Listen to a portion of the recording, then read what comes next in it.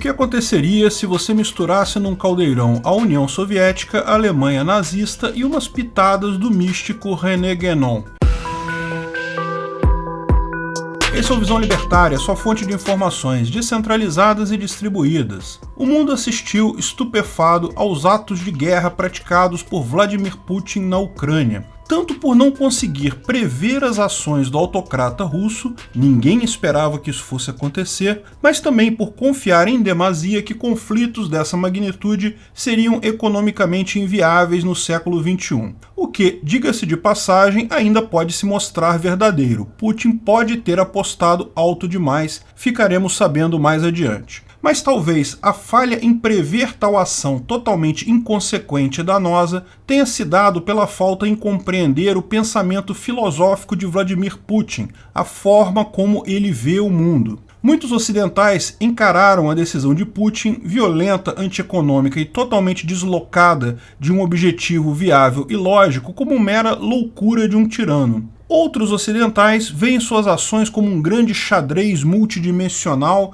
e Putin como a encarnação de algum deus da sabedoria, apostando todas as suas fichas que ele calculou com antecedência todas as variáveis e conseguiu prever toda a ação humana de milhões de indivíduos para sagrar-se vitorioso ante qualquer batalha. A verdade certamente está em algum ponto entre esses dois extremos. Não foi por loucura, mas é impossível atribuir isso a uma decisão lógica razoável. Mas, se muitos duvidam que Putin seja um grande estrategista, um gênio iluminado capaz de vencer qualquer batalha, uma coisa você pode ter certeza: Vladimir Putin acredita nisso. Ele se vê como uma espécie de Hércules capaz de redesenhar o futuro da humanidade. Essa autoconfiança é, na verdade, expressão da própria filosofia adotada por Putin, chamada Eurasianismo, e que tem como seu maior expoente Alexander Dugin, um nome de singular importância para que possamos entender muitas das facetas da atual crise na Rússia.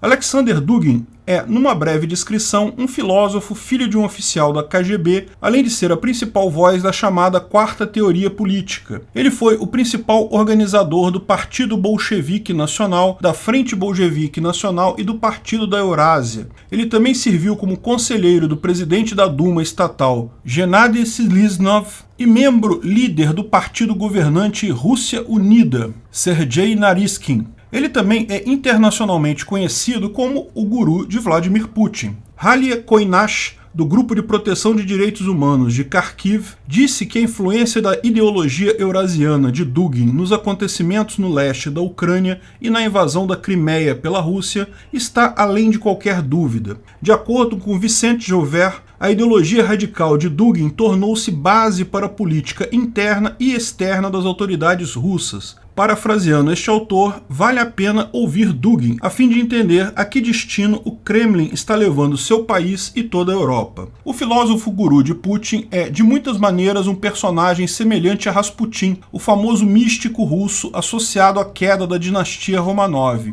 Uma figura mística a quem se atribuem poderes quase mágicos, teria sobrevivido a várias tentativas de assassinato, curado o filho de Nicolau II da leucemia e que tinha, portanto, a total confiança de Nicolau II, mas que não acabou de forma muito boa para Nicolau II. Tal como Rasputin levou os Romanov à derrocada, não é impossível imaginar que a mesma coisa aconteça com Dugin, levando Putin à derrocada final. Dugin é o autoproclamado profeta da quarta via política, uma corrente que proclama ser inimiga do liberalismo e do individualismo ocidental e que veio a suceder o nacionalsocialismo e o comunismo, que na visão deles falharam em sua missão de matar o liberalismo e de consolidar o Estado como o Deus máximo e o objetivo final da vida de cada indivíduo. Essa filosofia, conhecida como Eurasianismo, enfatiza a valorização das antigas tradições e religiões que dominavam o mundo antes do advento do capitalismo, do livre mercado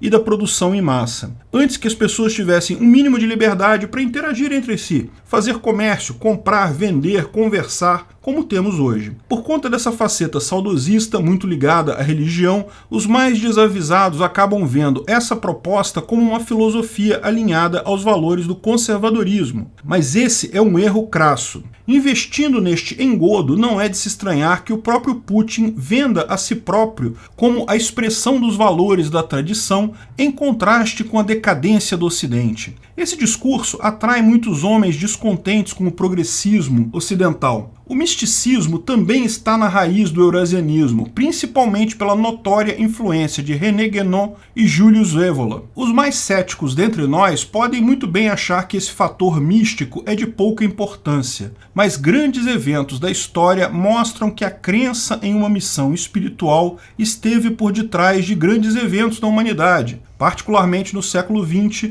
infelizmente muitas vezes com consequências trágicas. Há o caso de Rasputin, o místico russo dos Romanov, que já mencionamos, o qual muitos historiadores atribuem uma participação decisiva na queda de Nicolau II e na vitória dos comunistas liderados por Lenin. Ao tomar Rasputin como guru, Nicolau II e sua esposa cometeram vários erros de julgamento que viriam a resultar em um dos maiores derramamentos de sangue na Europa e a derrocada final dos Romanov. Outro papel histórico de suma importância foi exercido na história do nazismo pelo místico Dietrich Eckart, que foi uma das figuras dos primórdios do partido nazista que exerceu uma poderosa influência na vida de Hitler. Quando Eckart estava no leito de morte em dezembro de 1923, fez uma afirmação profética: "Sigam Hitler, ele dançará, mas eu iniciei a música." O fato é que pessoas racionais tomam decisões racionais mesmo quando visam interesses escusos. Muito mais perigosas são as pessoas que tomam decisões irracionais, acreditando serem profetas ou escolhidos divinos ou místicos. Pode-se justificar qualquer barbaridade com visões celestiais ou predestinações históricas. Lógico, fica claro a todos que essas figuras não tinham nenhuma ligação com nada místico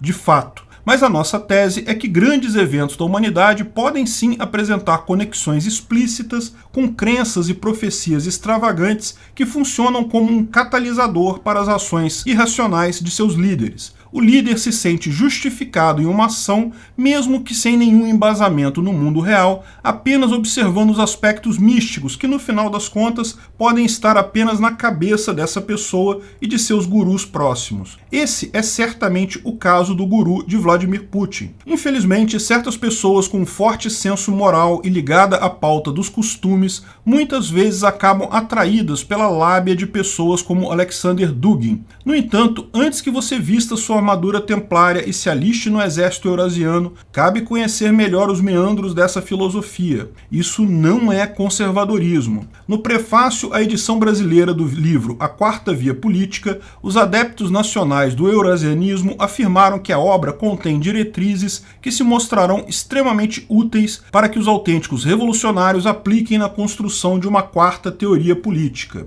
Essa alegação contida no prefácio do livro de Alexander Dugin já é, por si só, incompatível com os valores do conservadorismo, o qual possui essencial aversão a toda forma de teoria revolucionária com seus enormes projetos de reengenharia social. Esse fato foi inclusive apontado pelo falecido Olavo de Carvalho numa ocasião em que o brasileiro protagonizou um debate com o filósofo russo. Esse debate, aliás, fornece um valoroso material para compreendermos o escopo da visão eurasiana, em quais pontos ela se mostra incompatível com o conservadorismo ou com qualquer visão pró-livre mercado, como o libertarianismo. Por isso, vamos apresentar alguns dos pontos de maior destaque deste embate. Na oportunidade, o próprio Olavo definiu Alexander Dugin como um homem que ocupa o centro e o topo do poder e que conta com o braço armado de Vladimir Putin, os exércitos da Rússia e da China e todas as organizações terroristas do Oriente Médio, além de praticamente todos os movimentos esquerdistas, fascistas e neonazistas que hoje se colocam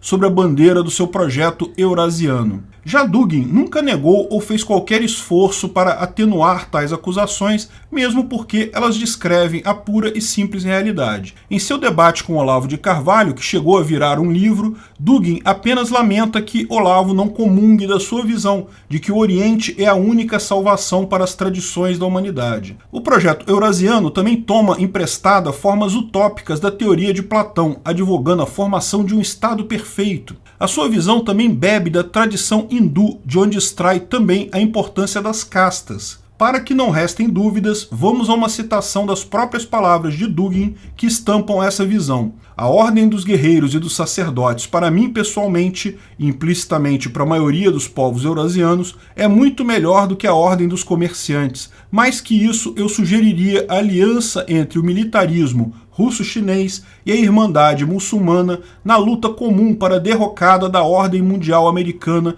e para encerrar a globalização e o modo de vida americano. Esse projeto não só abrange a promessa de que o Oriente irá expurgar o mundo da chaga do individualismo ocidental, como almeja uma nova conformação geopolítica formada por grandes blocos supraestatais como a União Europeia. E, ironia das ironias, Alexander Dugin não tem a menor vergonha de se apresentar como um grande adversário do globalismo, sendo que, se posta em prática, suas ideias encaminhariam para o mundo com o fim das nações e a formação de algum tipo de oligarquia mundial formada por blocos quiméricos de supernações onipotentes, o cúmulo do globalismo. Durante a Guerra Fria, Rússia e China, que são a menina dos olhos de Putin, mataram juntas o equivalente a 140 milhões de indivíduos, boa parte sendo seus próprios parentes, amigos e vizinhos. Enquanto isso, no mesmo período, a tão odiada máquina americana de guerra foi responsável por menos de 2 milhões de mortes. Não estamos falando só no passado. Até hoje é muito mais fácil você morrer por criticar um político na Rússia ou na China do que em qualquer lugar dos Estados Unidos. Mas segundo as indecorosas acusações de Dugin e Vladimir Putin, o Ocidente precisa ser expurgado dos vilanescos valores individualistas e capitalistas em nome de valores rotulados como tradicionais, supostamente superiores, mas que no final das contas ensejaram cenas de canibalismo nos gulags siberianos. É uma questão de aritmética elementar concluir que os individualistas americanos, na pior das hipóteses, são 100 vezes menos assassinos do que os solidários russos e chineses. Além disso, mesmo afirmando lutar por valores transcendentais, as palavras de Alexander Dugin mostram o mesmo relativismo moral adotado nos escritos de Karl Marx. Vejamos um outro trecho de suas afirmações estapafúrdias. Diferentes culturas não sabem o que a realidade significa. É um conceito, nada mais, um conceito entre tantos outros. Portanto, sua imposição como algo universal e ostensivo é um tipo de racismo intelectual. Ou seja, ao ser confrontado pelos números do morticínio comunista no século XX, o que Alexander Dugin faz é relativizar a própria realidade, apenas para não ter que admitir que a realidade do legado eurasiano é mais sombrio que o círculo mais profundo dos infernos. Por conseguinte, o guru de Putin ainda se mostra adepto do mais rasteiro relativismo moral, e por incrível que pareça, nada disso impede que pessoas do mundo inteiro vejam Alexander Dugin e seu discípulo, Vladimir Putin, como autênticos cavaleiros da moral e dos bons costumes. Por todo o exposto, não surpreende que o projeto eurasiano tenha muito em comum com o projeto nazista. O próprio expansionismo russo, buscando seu espaço vital no leste europeu, ecoa muitas das preocupações extravagantes de Hitler, fora todo o antissemitismo disfarçado de teses econômicas anticapitalistas dentro da teoria da quarta via política.